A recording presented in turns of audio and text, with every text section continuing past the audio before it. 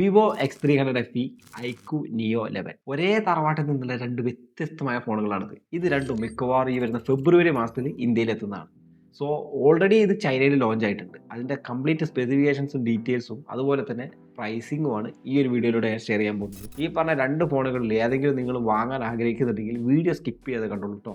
കാരണം ഒരു പക്ഷേ നിങ്ങളുടെ തീരുമാനം ചേഞ്ച് ആവാൻ സാധ്യതയുണ്ട്. സോ കൂടുതൽ സമയം വേസ്റ്റ് ചെയ്യാതെ വീഡിയോയിലേക്ക് കിടക്കാം. അതിന് മുന്നായിട്ട് നമ്മുടെ വീഡിയോ നിങ്ങൾ ആദ്യമായിട്ടാണ് കാണുന്നതെങ്കിൽ സബ്സ്ക്രൈബ് ചെയ്തിട്ടില്ലെങ്കിൽ ഒന്ന് സബ്സ്ക്രൈബ് ചെയ്തിട്ടോ കേട്ടോ. So this me Vicky, let start. Okay, അപ്പോൾ ഫസ്റ്റ് ഓഫ് ഓൾ നമുക്ക് വിവോയുടെ X300 FEയുടെ ഡീറ്റെയിൽസ് നോക്കാം. ഇത് നേരത്തെ ഞാൻ പറഞ്ഞ പോലെ തന്നെ ഓൾറെഡി ചൈനയിൽ ലോഞ്ച് ആയിട്ടുണ്ട്.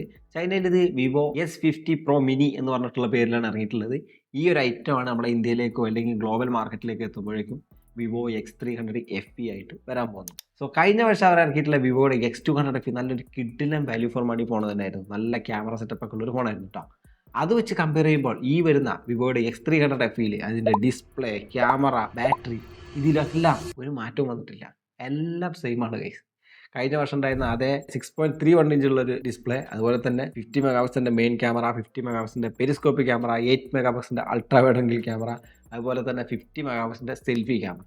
ഇത് മാത്രമല്ല 6500 mAh ബാറ്ററി, 90 വാട്ടിൻ്റെ ഫാസ്റ്റ് ചാർജിങ്. ഇത്തരം കാര്യങ്ങളെല്ലാം തന്നെ കഴിഞ്ഞ വിവോ X200 FEയിലുള്ളതുപോലെ തന്നെ സെയിം ആണ്. പിന്നെ എവിടെയാണ് ഇതിൻ്റെ മാറ്റം എന്ന് വെച്ചാൽ ഡിസൈൻ കംപ്ലീറ്റ്ലി അവർ ചേഞ്ച് ആക്കിയിട്ടുണ്ട്. ഇപ്രാവശ്യം ഇറക്കിയിട്ടുള്ള വിവോയുടെ X300 FEയുടെ ക്യാമറ ഒരു വെർട്ടിക്കലായിട്ടാണ് കൊടുത്തിട്ടുള്ളത്. അവിടെ ഗൂഗിളിൻ്റെ Pixel 10 ഏതാണ്ട് അതുപോലത്തെ ഡിസൈനൊക്കെ തന്നെയാണ് ഇതിലും കൊടുത്തിട്ടുള്ളത്. പിന്നെ നോർമലി വിവോ ഫോണുകൾ കൊടുക്കാറുള്ളത് MediaTek Dimensity ചിപ്സെറ്റാണ്. പക്ഷേ ഇപ്രാവശ്യം അവർ സ്നാപ്ഡ്രാഗൻ്റെ 8 Gen 5 ആണ് യൂസ് ചെയ്തിട്ടുള്ള ചിപ്സെറ്റ്. സോ പെർഫോമൻസിൻ്റെ കാര്യത്തിൽ തീർച്ചയായിട്ടും നിങ്ങൾക്കൊരു ഇമ്പ്രൂവ്മെൻറ്റ് കിട്ടുന്നതാണ്. പിന്നെ നമ്മൾ നേരത്തെ പറഞ്ഞ പോലെ തന്നെ 6500 mAh ബാറ്ററി, 90 വാട്ടിൻ്റെ ഫാസ്റ്റ് ചാർജ് കഴിഞ്ഞ വർഷമുള്ള പോലെ തന്നെയാണ്. പക്ഷേ അതിൻ്റെ കൂടെ ഒരു 40 വാട്ടിൻ്റെ വയർലെസ് ചാർജിങ് കൂടി ഇപ്രാവശ്യം വരുന്ന വിവോയുടെ X300 FEയിൽ അവർ കൊടുത്തിട്ടുണ്ട്. അത് നല്ലൊരു ഇമ്പ്രൂവ്മെൻ്റ് ആണ് കേട്ടോ. പിന്നെ കഴിഞ്ഞ വർഷമൊക്കെ കൊടുത്തിട്ടുണ്ടായിരുന്നത് നോർമൽ ആയിട്ടുള്ള in display finger print scanner ആയിരുന്നു. പക്ഷേ ഇപ്രാവശ്യം വരുന്ന വിവോയുടെ X300 FEയിൽ കൊടുത്തിട്ടുള്ളത് അൾട്രാസോണിക് ഫിംഗർ പ്രിൻറ്റ് സ്കാനറാണ്. സോ ഈ അൾട്രാസോണിക് ഫിംഗർ പ്രിൻറ്റ് ആയതുകൊണ്ട് തന്നെ നിങ്ങളുടെ കൈ നനഞ്ഞാലൊന്നും ഒരു കുഴപ്പമുണ്ടാവില്ല. സ്മൂത്ത് ആയിട്ട് തന്നെ ഫിംഗർ പ്രിൻറ്റ് വർക്ക് ചെയ്യുന്നതാണ്. പിന്നെ ഇതിൻ്റെ കണക്ടിവിറ്റിയെ കുറിച്ച് നോക്കുകയാണെങ്കിൽ ഓൾമോസ്റ്റ് എല്ലാ 5G ബാൻഡും സപ്പോർട്ടറാണ്. കൂടാതെ Wi-Fi 7 ആണ് വരുന്നത്. ബ്ലൂടൂത്തിൻ്റെ 5.4 ആണ് വേർഷൻ വരുന്നത്. പിന്നെ NFC, IR ബ്ലാസ്റ്റർ തുടങ്ങിയ കാര്യങ്ങളൊക്കെ വരുന്നുണ്ട്. ഇത് കൂടാതെ തന്നെ സ്റ്റീരിയോ സ്പീക്കേഴ്സ് വരുന്നുണ്ട്. IP68 പോലുള്ള വാട്ടർ പ്രൊട്ടക്ഷൻ വരുന്നുണ്ട്. പിന്നെ എനിക്കൊരു പ്രശ്നമായിട്ട് പറയാനുള്ളത് ഇപ്പോഴും ഈ വിവോയുടെ X300 FEയിലും കൊടുത്തിട്ടുള്ളത് USB 2.0 ആണ്. സോ നിങ്ങൾ ഫയലൊക്കെ ട്രാൻസ്ഫർ ചെയ്യുമ്പോൾ ഇപ്പോഴും അത് സ്ലോ ആയിരിക്കും. മിനിമം ഒരു 3.0 കൊടുക്കണം. അത് പക്ഷേ ഇപ്രാവശ്യം 2.0 മാത്രമേ ഇതിൽ കൊടുത്തിട്ടുള്ളൂ. ഇനി നമ്മളിതിൻ്റെ സ്റ്റോറേജ് നോക്കുകയാണെങ്കിൽ 12GB അല്ലെങ്കിൽ 16GB LPDDR5Xൻ്റെ റാമാണ് കൊടുത്തിട്ടുള്ളത്. അതുപോലെ തന്നെ 256GB അല്ലെങ്കിൽ 512GB ആണ് സ്റ്റോറേജ് വരുന്നത്. പക്ഷേ നമ്മുടെ ഇന്ത്യയിലേക്ക് വരുമ്പോൾ കോസ്റ്റ് കട്ടിങ്ങിൻ്റെ ഭാഗമായിട്ട് ഈ 12GB എന്നുള്ളത് മിക്കവാറും ഒരു 8GBയിൽ നിന്ന് സ്റ്റാർട്ട് ചെയ്യാനുള്ള സാധ്യത കാണുന്നുണ്ട്. കാരണം ഒട്ടുമിക്ക ഫോണുകൾ ഇപ്പോൾ ചൈനയിൽ ഇറങ്ങുന്ന വേരിയൻറ്റിൽ 12GB ഉണ്ടെങ്കിൽ അത് ഇന്ത്യയിലേക്കൊക്കെ വരുമ്പോൾ 8GB ആയിട്ടാണ് വരുന്നത്. സോ ഇതിലും നമുക്കത് പ്രതീക്ഷിക്കാവുന്നതാണ്. ഓക്കെ, ഇനി അടുത്തായിട്ട് നമ്മൾ ഇതിൻ്റെ പ്രൈസിങ് നോക്കുകയാണെങ്കിൽ 3649 യുവാനാണ് ചൈനയിൽ ഇതിൻ്റെ പ്രൈസിങ് വരുന്നത്. കഴിഞ്ഞ പ്രാവശ്യം ഇറങ്ങിയിട്ടുള്ള വിവോയുടെ X200 FEനേക്കാൾ ഏതാണ്ട് 200 യുവാനാണ് കൂടുതൽ വന്നിട്ടുള്ളത്. സോ കഴിഞ്ഞ വർഷം ഇന്ത്യയിൽ ഇറങ്ങിയിട്ടുള്ള വിവോയുടെ X200 FE ഏതാണ്ട് 54,999 എന്ന് പറഞ്ഞിട്ടുള്ള പ്രൈസ് റേഞ്ചിലാണ് വന്നിട്ടുണ്ടായിരുന്നത് കേട്ടോ. സോ ഇപ്രാവശ്യം വരാൻ പോകുന്ന വിവോയുടെ X300 FE മിക്കവാറും ഒരു 56 to 59,000 പ്രൈസ് റേഞ്ചിൽ നിങ്ങൾ പ്രതീക്ഷിച്ചാൽ മതി. സോ ഈ ഒരു പ്രൈസിന് ഈ ഫോൺ വർത്താണെന്ന് നിങ്ങൾക്ക് തോന്നുന്നുണ്ടോ?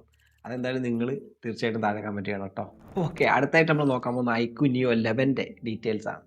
സോ നിങ്ങൾക്ക് അറിയാവുന്ന പോലെ തന്നെ ഒരു മിഡ് റേഞ്ച് സെഗ്മെൻറ്റ് നല്ല കിഡിലൻ ഗെയിമിംഗ് പെർഫോമൻസ് തരുന്ന ഫോണുകളാണ് ഐക്യുവിൻ്റെ നിയോ സീരീസ്. സോ ഇപ്രാവശ്യം അതിന് പ്രത്യേകിച്ച് മാറ്റമൊന്നുമില്ല. നല്ല കിഡിലൻ പെർഫോമൻസ് ഉള്ള ഒരു ഫോണായിരിക്കും ഐക്യുവിൻ്റെ നിയോ 11. ഓക്കെ, ഫസ്റ്റ് ഓഫ് ഓൾ നമ്മൾ ഇതിൻ്റെ ഡിസൈനും ബിൽഡ് ക്വാളിറ്റി ഒക്കെ നോക്കുകയാണെങ്കിൽ ഇപ്രാവശ്യം ഒരു മെറ്റൽ ഫ്രെയിമാണ് ഈ ഐക്യു നിയോ 11 കൊടുത്തിട്ടുള്ളത്. സോ ബിൽഡ് ക്വാളിറ്റി അത്യാവശ്യം ഇമ്പ്രൂവ് ചെയ്തിട്ടുണ്ട്. അത് മാത്രമല്ല IP68, 16 പോലുള്ള വാട്ടർ പ്രൊട്ടക്ഷനും കാര്യങ്ങളെല്ലാം തന്നെ ഈ ഒരു ഫോണിൽ കൊടുത്തിട്ടുണ്ട്. പിന്നെ ഇതിൻ്റെ ഡിസ്പ്ലേയിലേക്ക് വരികയാണെങ്കിൽ ഒരു 6.82 ഇഞ്ച് വരുന്ന 144 Hz ഉള്ള ഒരു 2K റെസൊല്യൂഷനുള്ള ഡിസ്പ്ലേ ആണ് ഇതിൽ കൊടുത്തിട്ടുള്ളത്. സോ നോർമലി ഈ ഒരു പ്രൈസ് റേഞ്ച് കണ്ടുവരാത്ത ഡിസ്പ്ലേ ആണ്. അത് മാത്രമല്ല ഇതിലും കൊടുത്തിട്ടുള്ള fingerprint scanner ultrasonic fingerprint സ്കാനറാണ്. സോ ആ ഒരു ഭാഗത്തൊക്കെ നല്ല ഇമ്പ്രൂവ്മെൻറ്റ് അവർ കൊണ്ടുവന്നിട്ടുണ്ട്. സോ ഇതൊരു ഗെയിമിങ്ങിന് പ്രാധാന്യം കൊടുക്കുന്ന ഫോൺ ആയതുകൊണ്ട് തന്നെ ഇപ്രാവശ്യം ഇതിൽ കൊടുത്തിട്ടുള്ള ചിപ്സെറ്റ് കഴിഞ്ഞ വർഷത്തെ ഫ്ലാഗ്ഷിപ്പ് ചിപ്സെറ്റ് ആയിരുന്ന സ്നാപ്ഡ്രാഗൻ്റെ 8 Elite ആണ്. പിന്നെ അത് മാത്രമല്ല നിങ്ങൾക്ക് അറിയാവുന്ന പോലെ തന്നെ ഗെയിമിംഗ് പെർഫോമൻസ് ഇമ്പ്രൂവ് ചെയ്യാൻ വേണ്ടിയിട്ടുള്ള ഐക്യുവിൻ്റെ Q2 ചിപ്സെറ്റും ഇതിൽ കൊടുത്തിട്ടുണ്ട്. കൂടാതെ നിങ്ങൾക്ക് ഗെയിമിംഗ് ഫീച്ചേഴ്സ് ആയിട്ടുള്ള ബൈപ്പാസ് ചാർജിങ്ങും കാര്യങ്ങളെല്ലാം തന്നെ ഈ ഒരു ഫോണിൽ വരുന്നുണ്ട്. പിന്നെ ഒരു ഗെയിമിംഗ് ഫോൺ ആയതുകൊണ്ട് തന്നെ നല്ല മാസീവായിട്ടുള്ള ബാറ്ററി നിർബന്ധമാണ്. അതിലും അവരവിടെ കുറവൊന്നും വരുത്തിയിട്ടില്ല. 7500 mAh ബാറ്ററിയാണ് ഇതിൽ കൊടുത്തിട്ടുള്ളത്. 100 വാട്ടിൻ്റെ ഫാസ്റ്റ് ചാർജിങ്ങും ഈ ഒരു ഫോണിൽ കൊടുത്തിട്ടുണ്ട്. പിന്നെ ഇതിൻ്റെ ക്യാമറ ഡിപ്പാർട്ട്മെൻറ്റിലേക്ക് വരികയാണെങ്കിൽ ഒരു 50 മെഗാ പിക്സലിൻ്റെ മെയിൻ ക്യാമറ, 8 മെഗാ പിക്സലിൻ്റെ അൾട്രാ വൈഡ് ആംഗിൾ ക്യാമറ ഒക്കെയാണ് ഇതിൽ കൊടുത്തിട്ടുള്ളത്. ഇതിൽ മാക്സിമം നിങ്ങൾക്ക് ഷൂട്ട് ചെയ്യാൻ പറ്റുന്നത് 8K 30 FPS ആണ്. പിന്നെ ഇതിൻ്റെ ഫ്രണ്ട് ക്യാമറയിലാണെങ്കിൽ നിങ്ങൾക്ക് ഒരു ഫുൾ HD 60 FPS വരെ മാത്രമേ ഷൂട്ട് ചെയ്യാൻ പറ്റത്തുള്ളൂ. സോ ക്യാമറ പെർഫോമൻസ് ഇതിൽ അത്ര വലിയൊരു സംഭവമായിട്ട് നമുക്ക് പറയാൻ പറ്റില്ല. നിങ്ങൾക്ക് പ്യൂർലി ഗെയിമിംഗ് ആണ് ഉദ്ദേശമെങ്കിൽ ഈ ഫോൺ നിങ്ങൾക്ക് എടുക്കാവുന്നതാണ്.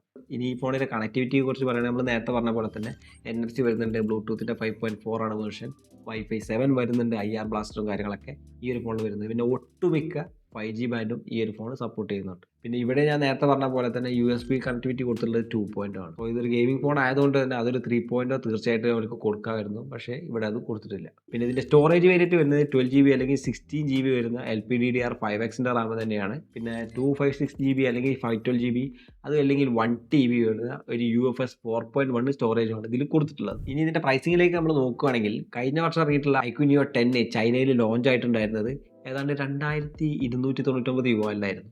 പക്ഷേ ഇപ്രാവശ്യം വരുന്ന iQOO Neo 11 വരുന്നത് 2599 യുവാനിലാണ്. ഏതാണ്ട് 300 യുവാൻ്റെ കൂടുതലാണ് വന്നിട്ടുള്ളത്. സോ ഇത് ഇന്ത്യൻ മണിയിലേക്ക് കൺവേർട്ട് ചെയ്യുമ്പോൾ ഏതാണ്ട് 33,000 സംതിങ് ആണ് വരുന്നത്. സോ ആ ഒരു പ്രൈസ് റേഞ്ചിലായിരിക്കില്ല മിക്കവാറും ഇന്ത്യയിലേക്ക് വരുന്നത്. ഏതാണ്ട് നിങ്ങളൊരു 35,000ൻ്റെ മുകളിലേക്ക് ഇതിൻ്റെ പ്രൈസിങ് നോക്കിയാൽ മതി. സോ ഈ പറഞ്ഞ രണ്ട് ഫോണുകളും നിങ്ങൾക്ക് വാല്യൂ ഫോർ മണി ആയിട്ട് തോന്നിയിട്ടുണ്ടോ ഇല്ലയോ? തീർച്ചയായിട്ടും നിങ്ങൾ താഴെ കമൻറ്റ് ചെയ്യുക. സോ ഈ വീഡിയോയിൽ ഇത്രേ ഉള്ളൂ. This is me Vicky signing off.